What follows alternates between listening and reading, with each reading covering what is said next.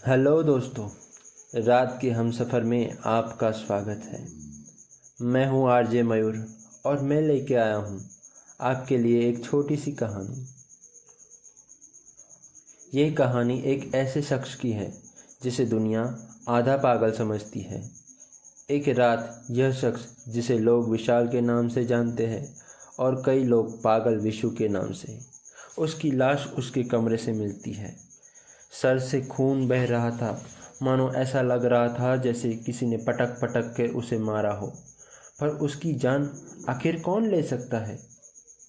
एक पागल से किसी की क्या दुश्मनी हो सकती है? या क्या उसने आत्महत्या की थी? अगर हाँ, तो क्यों? पर आत्महत्या जैसा लग नहीं रहा था, क्योंकि सर को बुरी तरह पटका गया था। तो आखिर किसने मारा और क्यों? कई सवाल उठ रहे थे, पर जवाब किसी के पास नहीं था। इतने में वहाँ पुलिस आ पहुँचती है जांच पड़ताल के लिए। ज़रूर किसी ने पुलिस को फ़ोन किया होगा। पुलिस ने विशाल के घर की जांच की, पर एक अजीब बात और एक अजीब सवाल पुलिस इंस्पेक्टर के दिमाग में आता है।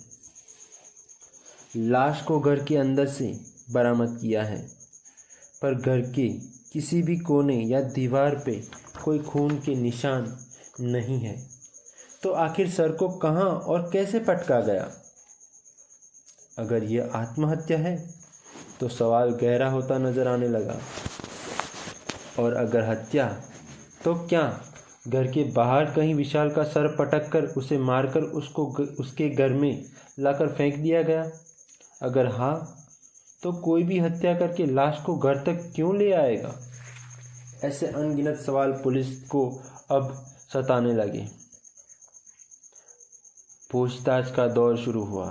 अड़ोस पड़ोस के लोग से एक ही बात ज़्यादातर जानने को मिल रही थी, और वो यह थी कि वो तो पागल था। और पागल का क्या भरोसा? पागलपन में अपना सर पटक के मार दिया होगा खुद को। इसका मतलब आत्महत्या है। तो सवाल था कि घर में कहीं और खून के धब्बे क्यों नहीं? केस को कोई राह नहीं मिल रही थी।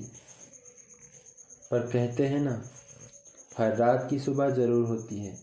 ठीक उसी तरह केस में जांच पड़ताल के समय पुलिस को कुछ चौंका देने वाली खबर मिली, और वो खबर कुछ ऐसी थी।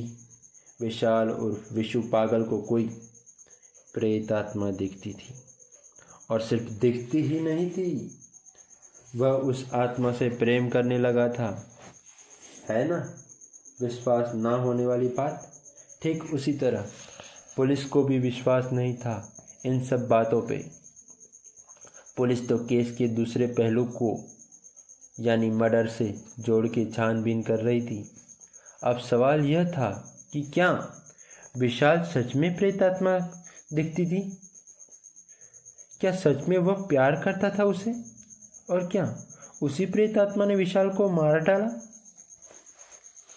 या विशाल इस हद तक पागल हो गया था कि उसे प्रेतात्मा दिखती थी और वो प्यार करने लगा था अपने ही सोचे किसी आत्मा रूपी किरदार से, और आत्महत्या कर ली? या विशाल की किसी ने हत्या की? ऐसे अनगिनत सवाल के जवाब मिलना अभी बाकी था। इस कहानी के दूसरे अंक में हम कुछ ऐसी बात करने वाले हैं जो सच में आपको चौंका देने वाली है।